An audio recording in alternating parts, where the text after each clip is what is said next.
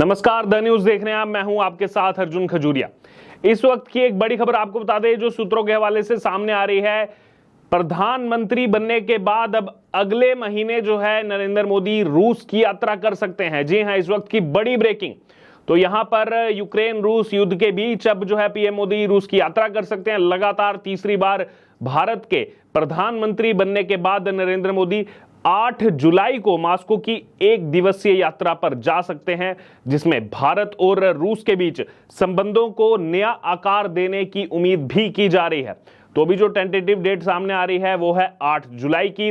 दरअसल फरवरी 2022 में यूक्रेन रूस युद्ध शुरू होने के बाद प्रधानमंत्री नरेंद्र मोदी का ये पहला रूस का दौरा होगा, और ये दौरा उस वक्त हो रहा है जब अमेरिका के साथ खालिस्तान विवाद के बाद दोनों देशों के बीच के जो संबंध हैं उसमें थोड़ी सी खटास आई है। भारत और रूस की अगर बात की जाए तो ऐतिहासिक साझेदार रहे हैं, पुरानी दोस्ती रही है, और तेजी से बदलती विश्व की व्यवस्था में एक नई साझेदारी की भी तलाश ये दोनों देश कर रहे हैं। दरअसल प्रधानमंत्री नरेंद्र मोदी की यात्रा इसीलिए काफी महत्वपूर्ण है क्योंकि ये ना सिर्फ एक स्वतंत्र यात्रा है, बल्कि उनकी ये यात्रा जो है वो अक्टूबर महीने में रूसी शहर कजान में होने वाले ब्रिक्स शिखर सम्मेलन से पहले हो रही है। ये बायलैटरल मीट जो है और काफी इसके मायने हैं, बल्कि ये यात्रा उस वक्त हो रही है जब व्लादिमीर पुतिन 5वीं बार रूस के राष्ट्रपति बने हैं और नरेंद्र मोदी तीसरी बार भारत के प्रधानमंत्री बने हैं। और उन्होंने प्रधानमंत्री मोदी को मॉस्को आने का निमंत्रण दिया था 5वीं बार राष्ट्रपति बनते ही व्लादिमीर पुतिन ने, और अब इसको एक्सेप्ट कर लिया गया है। प्रधानमंत्री मोदी की रूस की यात्रा की ये रिपोर्ट जो है वो द ट्रिब्यून ने शेयर की है, और ये दौरा इसलिए भी खास है क्योंकि भारत और रूस के बीच होने वाले सालाना शिखर सम्मेलन में भी दोनों नेताओं ने पिछले 2 सालों में जो है भाग नहीं लिया है। युद्ध के चलते जो है ये संभव नहीं हो पाया था।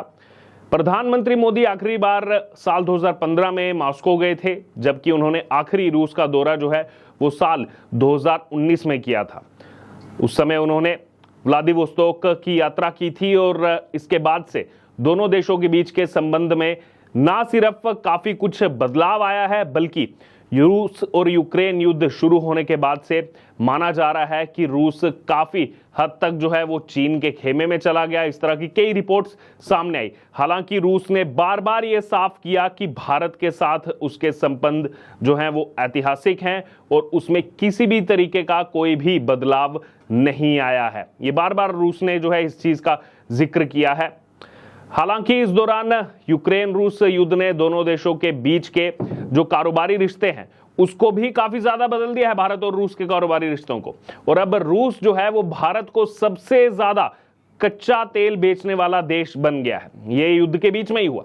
अमेरिका और यूरोपीय देशों से रूसी तेल खरीदने को लेकर भारत के खिलाफ लगातार आवाजें उठती रही हैं, अभी भी उठ रही हैं, लेकिन भारत ने हमेशा से कहा है कि उसके लिए देश हित सबसे ऊपर है। अपना देश जो है वो सर्वप्रथम है। बार बार भारत ने इस चीज की कवायद की है। भारत ने रूस पर लगे अमेरिका यूरोपीय प्रतिबंधों की भी किसी तरीके की कोई परवाह नहीं की थी, और रूस भी ये जानते हैं, पूरी दुनिया ये जानती है। और commodity market analytics firm Kepler के मुताबिक भारत को तेल की बिक्री हर महीने जो है वो बढ़ी है, और इस साल मार्च में डिलीवर की गई मात्रा जो है वो फरवरी के मुकाबले 6% बढ़कर 1.7 मिलियन बैरल प्रतिदिन हो गई है, जो 4 महीने का उच्चतम स्तर है। ये डेटा भी जो है वो सामने आया है। पता यह भी चला है कि अप्रैल महीना और भी ज्यादा जो है वो बेहतर रहा, और भारत ने रूस के सरकारी स्वामित्व वाली तेल शिपिंग सिंडिकेट सॉवकॉम्फ्लिक्ट के खिलाफ जो है पश्चिमी जो भी प्रतिबंध हैं उन पश्चिमी प्रतिबंधों को नजरअंदाज करते हुए प्रतिदिन 1.96 मिलियन बैरल खरीदे, जो पिछले साल जुलाई के बाद से सबसे ज्यादा है। रूस से आयातित कच्चे तेल ने भारत में आयात किए गए सभी कच्चे तेल का 40% पार कर लिया है। 40% जो है वो पार कर लिया है, और लगातार वेस्ट जो है इसका विरोध करता आया है। लेकिन सबसे दिलचस्प बात यह है कि रूस से खरीदे गए कच्चे तेल को भारत बड़ी मात्रा को जो है वो रिफाइन करता है और इसे यूरोप को बेचता है। यही कहानी है सारी। जबकि यूक्रेन पर आक्रमण के बाद से यूरोपीय रिफाइनरियों को सीधे रूसी तेल खरीदने पर प्रतिबंध जो है वो लगा दिया गया था। भारत ने जो है किस तरीके, खास तौर पर भारतीय विदेश मंत्री एस जयशंकर ने इंटरनेशनल प्लेटफॉर्म्स पर किस तरीके से इन सवालों का लगातार जो है जवाब दिया। लगातार जो है वो पश्चिमी देश जब भी सवाल उठाते रहे तो उनको जो है कड़ा जवाब जो है दिया गया एस जयशंकर की तरफ से, और उनके वो वीडियोस भी जो है वो काफी वायरल होते हैं सोशल मीडिया पर। दरअसल ऐतिहासिक तौर पर भारत की अगर बात की रूस संबंधों के साथ, तो रूसी हथियारों पर काफी ज्यादा निर्भरता रही है भारत की, और भारत करीब 65% हथियार और दूसरे उपकरणों का आयात जो है वो रूस से करता था। लेकिन मोदी सरकार ने अपने कार्यकाल में रूसी हथियारों पर भारत की निर्भरता को काफी हद तक कम कर दिया है। ये भी एक फैक्ट है, क्योंकि लगातार आत्मनिर्भर भारत की बात की गई, मेड इन इंडिया की बात की गई। हालांकि अभी भी भारत के लिए रूसी हथियारों पर अपनी निर्भरता जो है वो पूरी तरह से खत्म करना संभव नहीं है, क्योंकि 65% हम वहां से लेते थे। क्योंकि एक तो रूसी हथियार जो है वो काफी सस्ते रहते हैं, और दूसरी बात यह है कि पश्चिमी देशों के हथियार जो है वो कई शर्तों के साथ आते हैं, जबकि रूसी हथियार जो है वो कई कम शर्तों के साथ आते हैं। लेकिन पिछले कुछ सालों में भारत ने अमेरिका, इजराइल, जर्मनी और फ्रांसीसी हथियारों की भी तरफ रुख किया है। ये भी एक फैक्ट है। लेकिन उसके बावजूद भारत रूस के संबंध जो है वो भी अच्छे बने हुए हैं।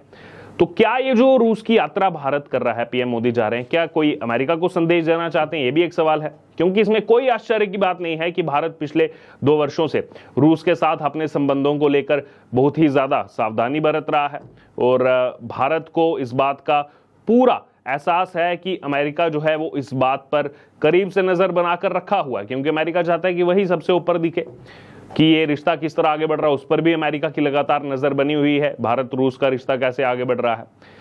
वहीं भारत ने यूक्रेन पर रूस के आक्रमण की आलोचना करने से जो है इनकार कर दिया, और केवल सामान्य शब्दों में कहा है कि सभी आक्रमण और सभी युद्ध बुरे हैं, और एक जो न्यूट्रल स्टेटमेंट कह सकते हैं। और हाल ही में स्विट्जरलैंड में शिखर सम्मेलन के अंत में भी जारी यूक्रेन समर्थक रिलीज पर हस्ताक्षर करने से भारत ने इनकार कर दिया।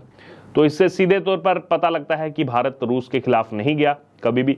और इस बीच रूस और चीन के बीच संबंध भी जो है मजबूत हुए, और एक ऐसा तथ्य है, फैक्ट है, जो नई दिल्ली की चौकस नजर से कभी नहीं बचता। वो ये है कि पर्यवेक्षकों का ये कहना है कि जुलाई की शुरुआत में जब पुतिन क्रेमलिन में पीएम मोदी का स्वागत करेंगे, तो उस समय दिल्ली के जो रणनीतिक हित हैं वो काफी ज्यादा हावी रहेंगे, और पश्चिमी देश जो है वो इस पर लगातार नजर बनाए रखेंगे। बहरहाल, तो ये भारत रूस के संबंध जो पिछले कुछ समय में कैसे चल रहे हैं उसके बारे में आपको विस्तृत जानकारी जो है हमने दी है। और अब ये खबर सामने आ रही है कि 8 जुलाई वो तारीख हो सकती है जब पीएम मोदी मॉस्को का 1 दिवसीय दौरा कर सकते हैं, और ये अपने आप में काफी ज्यादा अहम जो है बायलैटरल मीट होने वाली है। बहरहाल, क्या लग रहा है आपको इससे भारत रूस के संबंध और किस तरह बढ़ सकते हैं? वेस्ट कंट्रीज का क्या इस पर रिएक्शन, अमेरिका का क्या इस पर रिएक्शन रह सकता है? क्या आपकी राय है इस पर? आप जरूर हमारे साथ कमेंट बॉक्स में शेयर करें और बने रहे द न्यूज के साथ। धन्यवाद।